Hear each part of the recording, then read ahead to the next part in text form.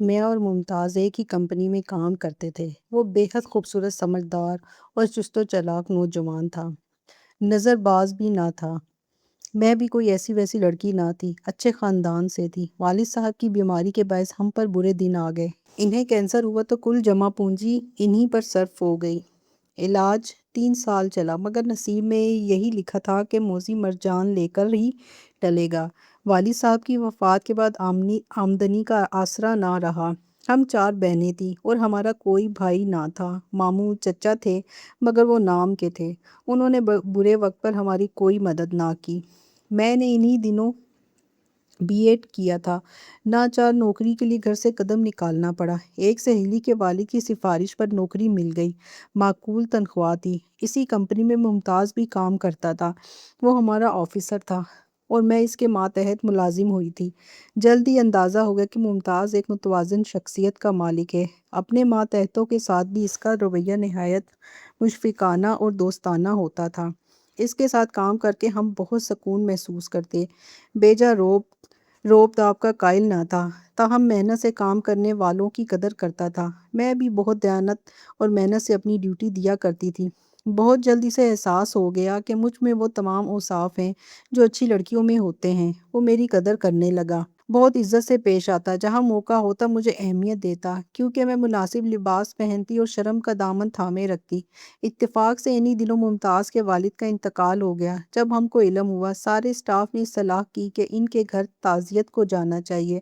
اگلے روز اتوار تھا اور چھٹی تھی۔ ہم 4 لڑکیاں آسیہ کے گھر جمع ہو گئیں اور ممتاز صاحب کے گھر تعزیت کو مل کر گئیں، جبکہ ہمارے ساتھ کام کرنے والے مرد کولیگ حضرات اپنے طور پر گئے تھے۔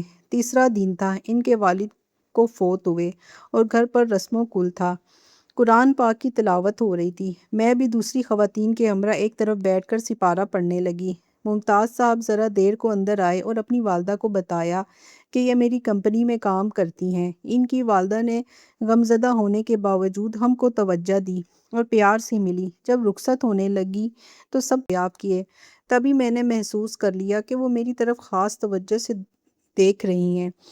اس واقعے کے 3 ماہ بعد ایک روز ممتاز صاحب نے مجھے کہا کہ میری والدہ آپ کے گھر آنا چاہتی ہیں اور آپ کی والدہ سے ملنے کی آرزو مند ہے۔ مجھے خوشی ہوئی کہ میرا آفیسر مجھ کو اس قدر اہمیت دے رہا تھا۔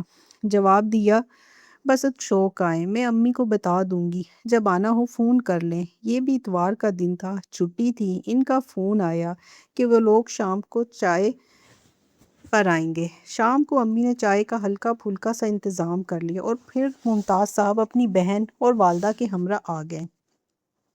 ہمارے گھر ان کا سواگت کرنے کو کوئی مرد نہ تھا۔ امی اور ہم بہنوں نے ہی سواگت کیا، مجبوری تھی۔ ممتاز کو بھی ساتھ ڈرائنگ روم میں بٹھا لیا کہ اکیلے وہ بٹھائے جاتے تو اچھا نہ لگتا۔ امی ان سے اور ان کی والدہ سے باتیں کرتی رہیں۔ آپا نے ان کی بہن کو کمپنی دی۔ میں اور فوزیہ اپنے ان مہمانوں کی خاطر تواضع میں جٹ گئی۔ دوبارہ آنے کا کہہ کر وہ چلے گئے۔ ہفتہ بعد ممتاز صاحب نے کہا کہ ان کی بہن کی سالگرہ ہے، لہٰذا انہوں نے مدعو کیا ہے۔ میری والدہ اور میرے ساتھ ہماری تینوں بہنوں کو بھی آنے کے لیے اصرار کیا۔ ان کے اصرار پر ہم ان کے ہاں گئے اور یہی سمجھا کہ ہمارے افسر نے میری عزت افزائی کی ہے کہ سارے گھر والوں کو بہن کی سالگرہ پر مدعو کر لیا ہے۔ ممتاز صاحب کے گھر جا کر پتہ چلا کہ اس سالگرہ کی تقریب میں ہمارے سوا اور کوئی مہمان مدعو نہیں ہے، گویا سالگرہ ایک بہانہ تھا۔ دراصل انہیں ہم لوگوں کو دعوت مقصود تھی۔ کچھ دنوں بعد ان کی والدہ کا فون امی کو آیا اور انہوں نے بالآخر اپنا مدعا بیان کر دیا۔ وہ ممتاز صاحب کے لیے میرا رشتہ چاہتی تھیں۔ والدہ نے کہا، سوچ کر جواب دوں گی۔ امی نے مجھ سے دریافت کیا، مجھے وہ پسند تھے، اس رشتے کے لیے خود کو ان کے لائق نہ سمجھتی تھی۔ دل میں خوشی کے پھول کھل گئے اور میں نے ہاں کہہ دی۔ بس پھر کیا تھا، چٹ منگنی پٹ بیاہ ہو گیا۔ میری شادی اپنے آفیسر سے بہت طریقے کے ساتھ ہوئی اور انہی کی خواہش پر ہوئی، لیکن دفتر والوں نے یہی سمجھا کہ ہمارا خفیہ عشق معاشقے کا معاملہ تھا، تبھی شادی کر لی۔ بہرحال شادی کے بعد چہمے گوئیاں ہونے لگی تو ممتاز نے کہا، تم نوکری چھوڑ دو، مجھے یہ پسند نہیں کہ میری بیوی کو کوئی ٹیڑھی نظروں سے دیکھے یا پھر باتیں بنے۔ خدا کا دیا سب کچھ ہے، تمہارے کمانے کی ضرورت نہیں، کمانے کو میں خود کافی ہوں۔ ان کے کہنے پر میں نے نوکری چھوڑ دی اور گھر داری سنبھال لی۔ میری شادی کے سال بعد ہماری ساس بیمار ہو گئی۔ ان کو ہڈیوں کی ایسی بیماری لاحق ہوئی کہ اٹھنے بیٹھنے چلنے پھرنے سے معذور ہو گئی۔ اب یہ حال تھا کہ ان کو کھلانا پلانا نہلانا دھلانا اٹھانا بٹھانا سبھی کچھ مجھے کرنا پڑتا تھا۔ یہ ایک کڑی ڈیوٹی تھی۔ میں دن بھر ان کی دیکھ بھال اور جی حضوری میں تھک کر چور ہو جاتی اور اپنے سراپے کا ہوش نہ رہتا۔ تب ایک روز میں نے اپنے شوہر سے کہا کہ میں اماں جی کی اتنی زیادہ دیکھ بھال اور تیمارداری نہیں کر سکتی، آپ ان کے لیے کوئی نرس رکھ لیں، کیونکہ یہ بیماری لا علاج ہے اور یہ ایک دو روز کی بات نہیں، جب تک یہ زندہ ہیں ان کی ایسی ہی دیکھ بھال کرنی ہے۔ آخر کب تک یہ مجھ سے ہو سکے گا؟ ممتاز کو برا تو لگا، لیکن انہوں نے مجھے مجبور نہ کیا اور بہت جلد ایک نرس لڑکی کا انتظام کر لیا، جس کی عمر 16-17 برس تھی۔ شکل و صورت دبتی ہوئی تھی، رنگت کالی تھی، لیکن نہایت خوش اخلاق تحمل والی اور مخلص تھی۔ اس نے اماں جی کی جی جان سے دیکھ بھال کی، رات دن ان کی خدمت میں حاضر رہتی اور ذرا بھی غفلت نہ کرتی۔ اس طرح اماں جی ہی نہیں، میرے شوہر بھی اس لڑکی نوشین سے ازحد خوش تھے۔ نہ جانے اس لڑکی میں کیا بات تھی کہ معمولی صورت ہونے کے باوجود وہ خوبصورت لگتی تھی۔ شاید کہ اپنے اچھے رویے اور حسن اخلاق کی بدولت گھر بھر کی آنکھوں کا تارا ہو گئی۔ میری دو نندیں شادی شدہ تھی، وہ روز اپنی والدہ کے پاس آتی۔ نوشین ان کو خوش دلی سے ملتی اور بھرپور تواضع کرتی، میرے شوہر کا بھی یہی خیال رکھتی، یہاں تک کہ ان کو کھانا دینا اور ان کے کپڑے دھو کر استری کرنے کے فرائض بھی اس لڑکی نے اپنے ذمے لے لیے۔ 5 برس اسی عالم میں میری ساس زندہ رہیں اور نوشین نے رات دن ان کی خدمت میں گزارے، کبھی حرف شکایت زبان پر لائی اور نہ ہی تھکن کا اظہار کیا، نہ کسی کو شکایت کا موقع دیا۔ میری ساس کی حالت اچانک ایک روز خراب ہو گئی۔ وہ سمجھ گئیں کہ ان کا آخری وقت آ چکا ہے۔ تب میرے شوہر کو بلایا اور بولی، میری آخری خواہش ہے، اگر تم پوری کر دو گے تو مجھے بہت سکون ملے گا۔ ممتاز نے کہا، اماں جی حکم کریں، جو کہیں گی حکم بجا لاؤں گا۔ کہنے لگی، میں نے شاید بہو کے انتخاب میں کچھ غلطی کر دی۔ نوشین غریب بیوہ کی بیٹی ہے، لیکن اس میں وہ صفات ہے کہ اس کو بہو بنانا چاہیے۔ تم میری مانو تو نوشین سے نکاح کر لو۔ دین میں 1 سے زیادہ شادیوں کی اجازت ہے۔ اگر تم ایسا کرو گے تو میں سکون سے مر سکوں گی۔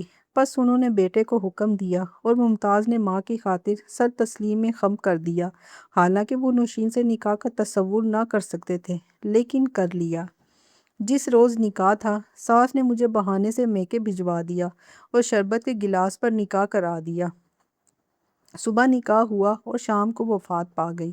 ان کے چہلم تک یہ بات راز رہی۔ مجھے کسی نے نہ بتایا کہ ممتاز نکاح کر چکے ہیں اور نوشین ان کی دوسری بیگم بن چکی ہیں۔ جب چہلم ہو چکا تب میری نندوں نے یہ حقیقت مجھ پر واضح کی اور ممتاز نے کہا کہ تمہارے حقوق تم کو ملتے رہیں گے، نوشین کے اسے ملیں گے۔ اماں جی نے وعدہ لیا تھا کہ انصاف کرنا، میں انصاف سے کام لوں گا۔ بہرحال مجھے معاف کر دو کہ میں ماں کا حکم نہیں ٹال سکتا تھا۔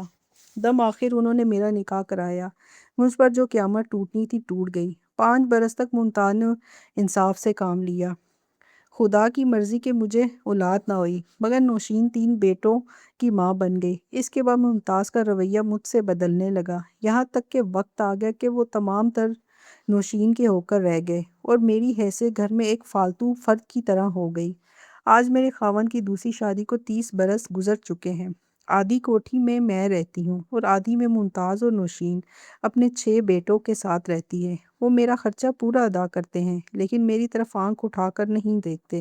بیمار ہو جاؤں تو بھی بہت کم توجہ کرتے ہیں۔ میں خوبصورت ہوں، لمبا قد اور حسن مجھ پر تمام تھا، مگر حسن ایک دن ہار گیا اور خدمت گزار بیوی جیت گئی۔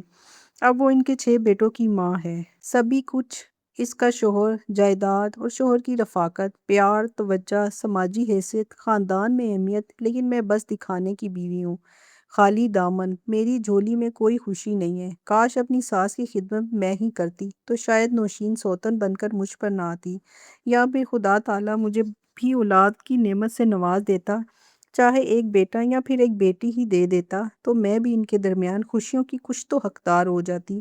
اب تو تمام حقداری نوشین کی ہے کہ وہ ممتاز کے 6 بچوں کی ماں ہے اور میں تمام حقوق سے محروم ہوں، سوائے اس کے کہ ان کے گھر میں پناہ کی خاطر رہتی ہوں۔ یہی میرا نصیب ہے۔